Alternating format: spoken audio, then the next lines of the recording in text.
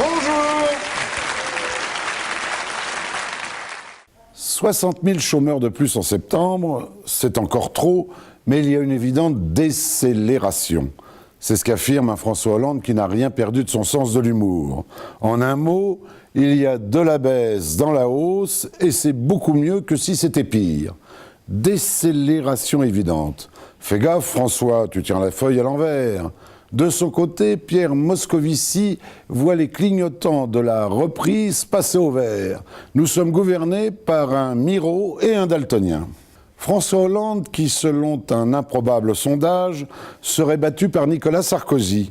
Les Français préféreraient donc le retour du président Bling Bling à François Hollande, président Tchoupa Tchoup.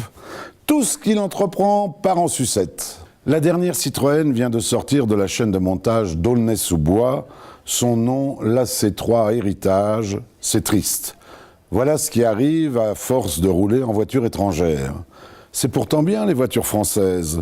70 000 km sans jamais changer les pneus avant, tout à 1,50 m du sol derrière une dépanneuse. Pas besoin de l'option climatisation, vous avez l'air frais qui passe par le bas des portes d'origine. Et la vitre arrière chauffante pour ne pas se geler les mains quand vous les poussez.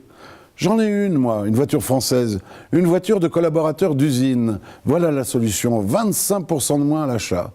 Manque de bol, je tombe sur la bagnole d'un délégué CGT, des emmerdements avec la direction sans arrêt. Pas gentil, Leonarda, qui a envoyé bouler en direct et en BFM Vision le président de la 5e puissance mondiale.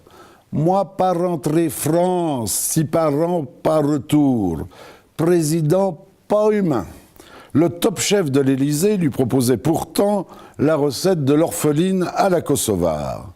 Alors une question tout de même, où a-t-elle acheté, Leonarda, cet iPhone capable de fonctionner au fin fond du Kosovo, alors que le mien ne capte rien, même dans ma cuisine?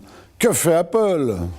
Nouveau règlement de compte à Marseille, 2 morts, Samia Ghali et Marie-Arlette Carlotti. Aussitôt, ça hurle au magouille électoral, au trucage en tout genre. Soupçonné un temps, Jean-François Copé se défend. Non, je n'ai pas fourni les urnes à double fond. Ségolène Royal, notre Madone du Poitou, fait le buzz. En posant, drapeau à la main, en liberté, guidant le peuple. Si le ridicule tuait à petit feu, Ségo serait en réanimation. Réflexion de Ségolène, on va dire que je me prends pour Jeanne d'Arc. Bien vu. À une différence près tout de même. Jeanne d'Arc entendait les voix, Ségolène les attend. Ça chauffe pour Éric Woerth. Éric Woerth qui s'est trouvé de nouveaux boucs émissaires, les médias.